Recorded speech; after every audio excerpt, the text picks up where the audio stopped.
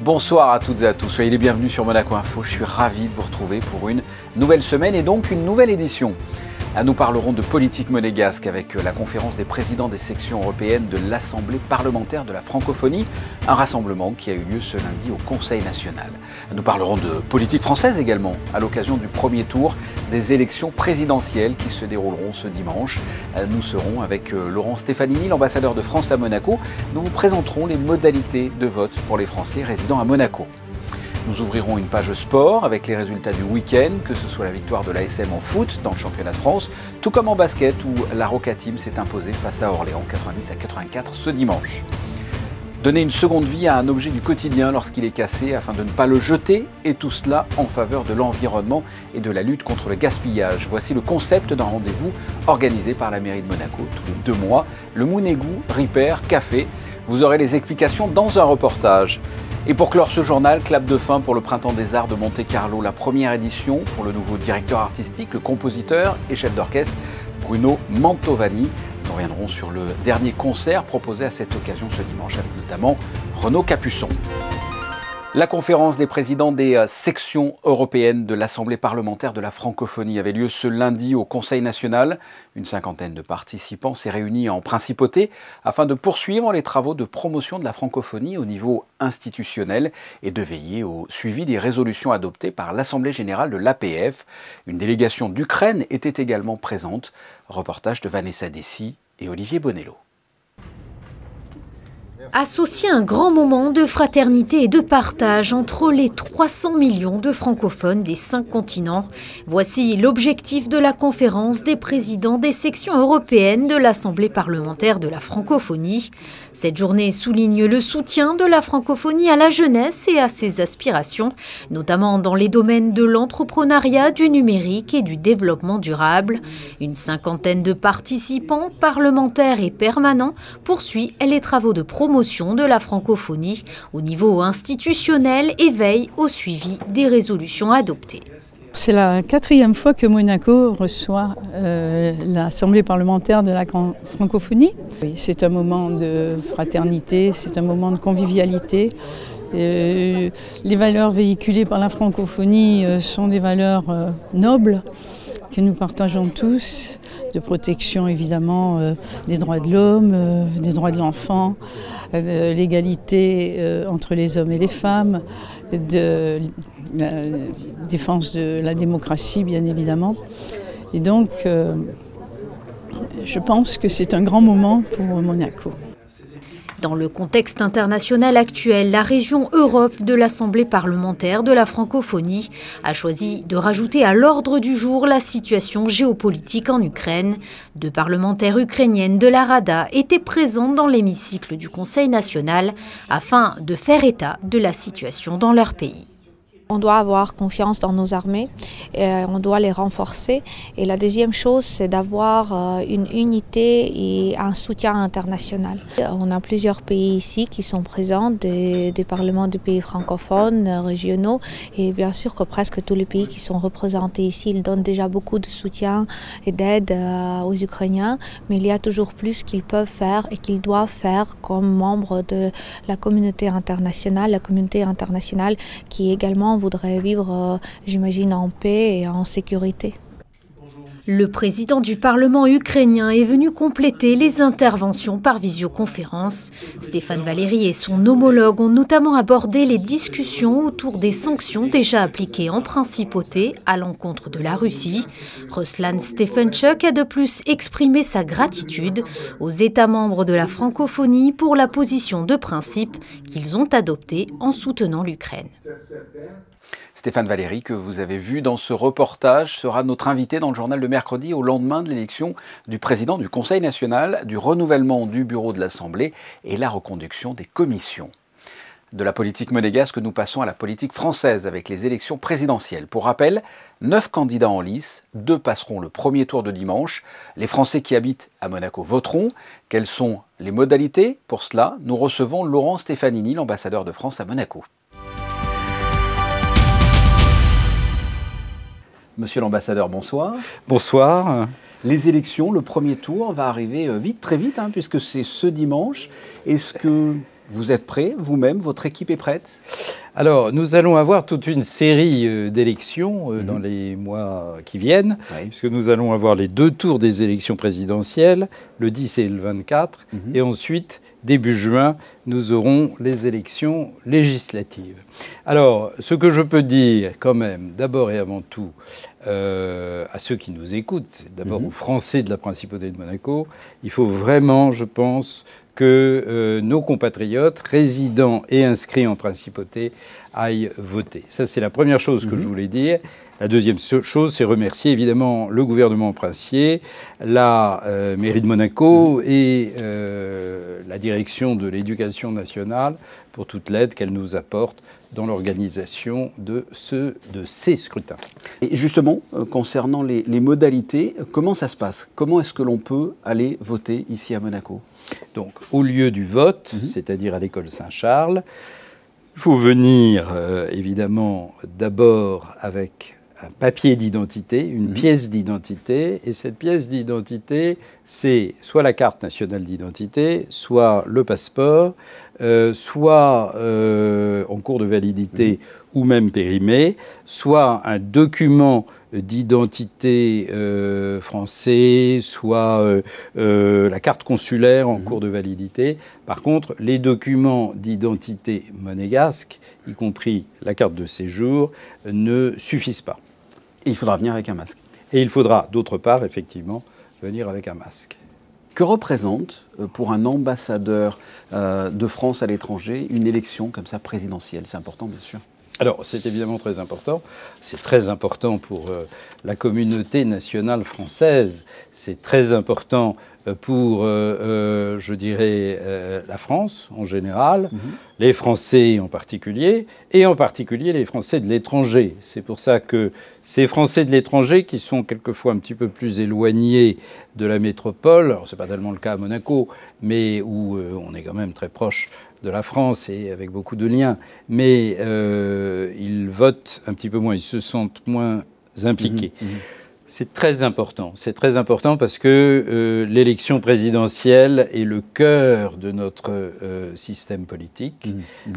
Pour 5 ans, c'est ce qui détermine qui va être responsable de notre politique nationale et qui va, en quelque sorte, aider la France à traverser cette période extrêmement difficile, à la fois suite de la pandémie, la guerre en Ukraine, que nous traversons. Donc je pense que c'est très important pour les Français de voter. Je crois qu'on dit toujours qu'on a le droit de vote, mais ce n'est pas seulement un droit, c'est un devoir. Absolument. Et comme dans les bureaux de vote traditionnels, en France, est-ce qu'il y a des observateurs de chaque parti pendant ces élections ici? Alors bien sûr, et je veux remercier d'ailleurs tous les volontaires.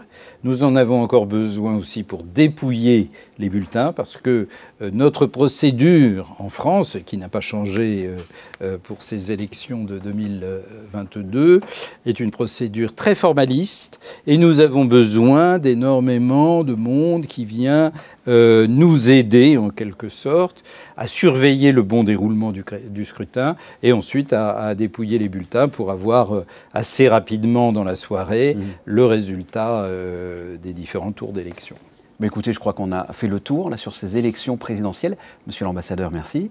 Mais c'est moi qui vous remercie. Et encore une fois, le message que le maximum de Français de Monaco aillent voter dimanche prochain et dimanche 24. Je vous le rappelle, le premier tour des élections présidentielles se déroulera ce dimanche. Les Français résidents pourront donc voter à l'école Saint-Charles de 8h à 19h. Nous passons au premier point info avec Alexandra Pani. Bonsoir. Et on ouvre avec vous une page consacrée aux résultats sportifs de ce week-end. Bonsoir Fabien, bonsoir à tous. On commence avec du football et cette victoire de l'AS Monaco en Ligue 1 dimanche en match extérieur face à Metz. Après la trêve internationale de 2 semaines, les hommes de Clément confirment leur large succès face au PSG lors de leur dernière sortie en championnat. En première période, ils doivent faire face à la Muraille Messine, mais au retour de la mi-temps, les Rouges et Blancs reprennent le jeu en main et dominent pour s'imposer finalement 2-1. Les Monégasques enchaînent ainsi pour la première fois 2 victoires consécutives en Ligue 1 avec Philippe Clément. Et Wissam Ben Yedder conforte sa place de meilleur buteur de la Ligue avec 18 buts à son actif. Prochain rendez-vous dimanche à 15h à domicile face à Troyes. Après le ballon rond, on passe à la petite balle jaune et un sociétaire de la Fédération monégasque de tennis victorieux au Portugal. Une deuxième victoire depuis le début de l'année pour Valentin Vachereau sur le tournoi Futur à Quinto do Lago. Le joueur de la Fédération monégasque a battu en finale le Coréen Suyu 2-7-0, 6-4, 6-3. 395 mondial ce matin, il atteint son meilleur classement ATP de sa carrière. À Monaco, le Rolex Monte Carlo Masters débutera cette fin de semaine. Vendredi auront lieu les tirages au sort à 17h, Fabien. Vous pourrez les suivre en direct sur nos réseaux sociaux. Et je vous rappelle que chaque soir, du lundi au dimanche, nos experts reviendront sur les moments forts de la journée. Elles sont arrivées au bout de leur aventure. Les participantes de l'édition 2022 du rallye Aïcha des Gazelles du Maroc sont arrivées samedi. Une arrivée riche en émotions pour les 156 équipages. Après 15 jours à s'affronter dans le désert marocain, elles ont pu enfin franchir la ligne d'arrivée sur la plage d'Essaouira en présence de plusieurs personnalités et le prince souverain avait lui aussi fait le déplacement pour l'occasion. On rappelle que le 19 mars dernier, les équipages de la catégorie électrique s'étaient cette année encore élancés depuis la place du Palais de Monaco. Merci Alexandra. On reste dans le domaine sportif. Après sa qualification en play-off d'Euroleague, la Roca Team revenait aux affaires nationales face à Orléans ce dimanche. Un match compliqué où tout s'est joué dans les dernières minutes. Résumé de la rencontre, Yannick Debever, Pierre Gazza et Clélia Renaud. La Roca Team est une grande adepte des retournements de situation. Comme face à Milan en Euroleague, Monaco a été mené une bonne partie du match face à Orléans. Entre défense laxiste et beaucoup d'approximations offensives, la Roca Team joue une première mi-temps bien en dessous de son niveau. Orléans en profite pour creuser un bel écart de 14 points à la mi-temps. Ici pour les sacrés, c'est que c'est fort, ça, c'est puissant, très très fort. Il a montré les muscles derrière Youssou N'Doye. Lui, il va devoir monter le son. Et puis Monaco se décide enfin à rentrer dans son match dans le troisième quart-temps. Grâce à Donatas Motiejunas et Mike James, la Roca Team passe un 12-0 pour revenir sur les talons de l'OLB. Mais les Orléanais sont en confiance et cela s'en ressent dans leur adresse extérieure. Le sniper en chef s'appelle Lamonte Ulmer, auteur de 21 points.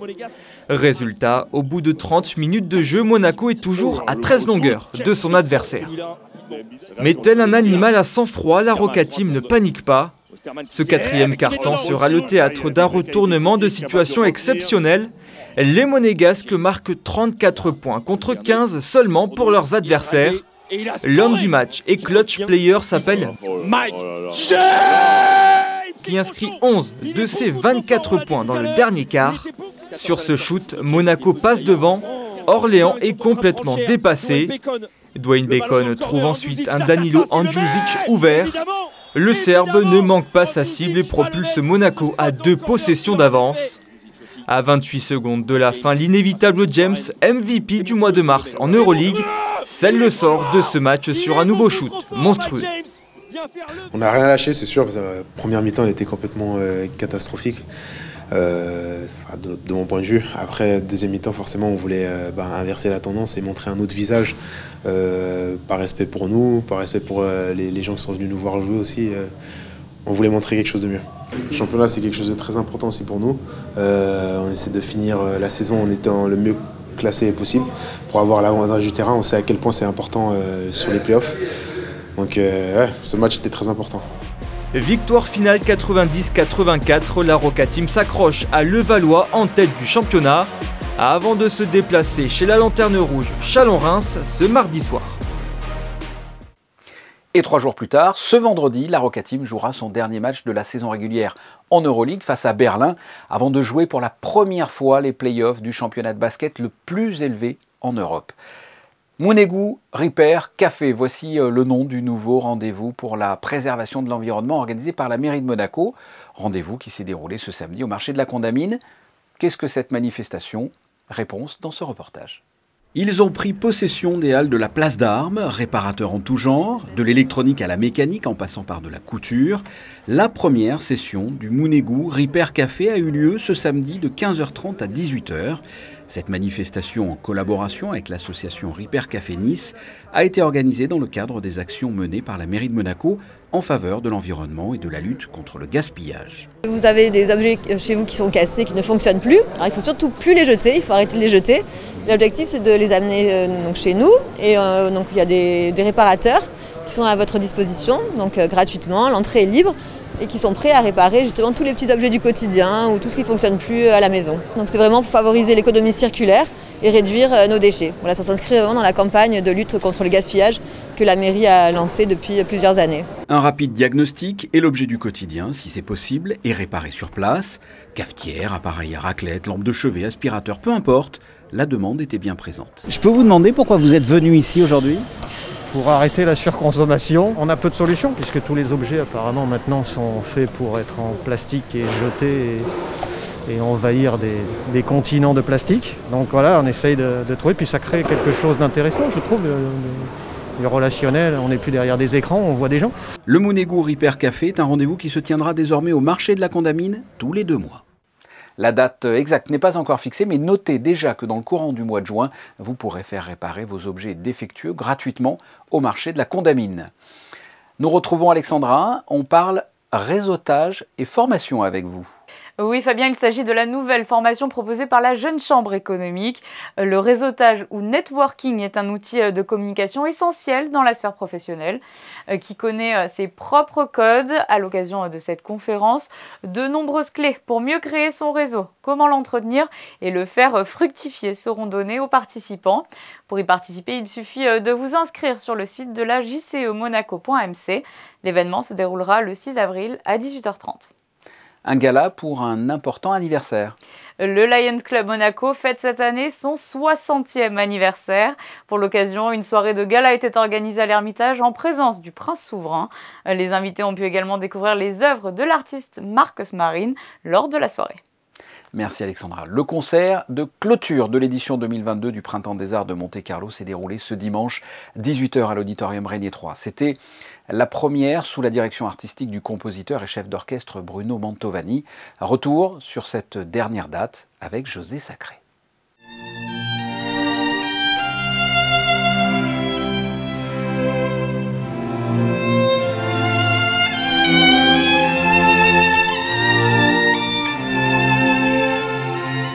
Soliste invité du concert de clôture du Printemps des Arts de Monte-Carlo 2022, le violoniste Renaud Capuçon a interprété les 2 romances pour violon et orchestre de Beethoven et une pièce d'Henri Dutilleux.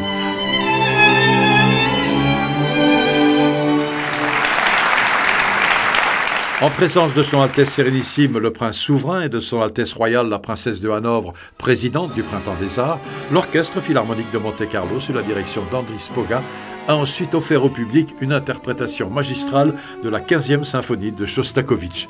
Un grand moment de musique pour les fidèles du Printemps des Arts qui ont particulièrement apprécié cette édition 2022.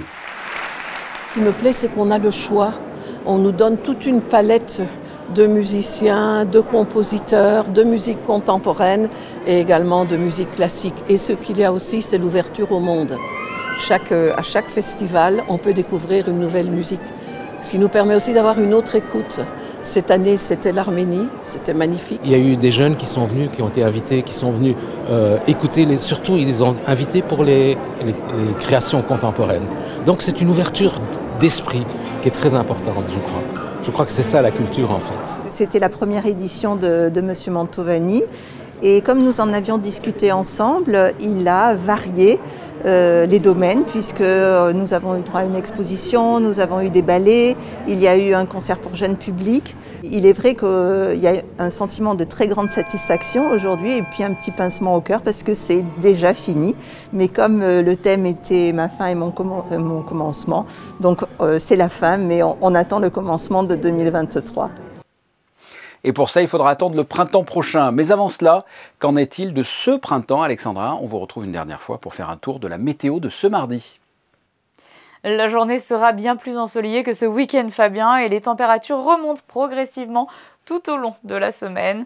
Il soufflera encore une légère brise sur la journée, le soleil se couchera à 20h02 et nous fêterons les Irènes en ce 5 avril. Et pour info, Irène de Thessalonique est une martyre dont le prénom veut dire paix en grec. Passons aux photos du jour. C'est une passerelle entre guillemets entre le pavillon Monaco à Dubaï et le savoir-faire monégasque. Albert Croesi a remis à la Société des Bains de Mer la plaque gagnée par le Café de Paris sur place. Un prix suite au concours Expo It Award. Ce sont des photos à Dubaï et à Monaco de Manuel Vitali. Ce journal est terminé. On se retrouve mardi 19h pour une toute nouvelle édition. Passez une excellente soirée. Portez-vous bien. Au revoir. We'll be right back.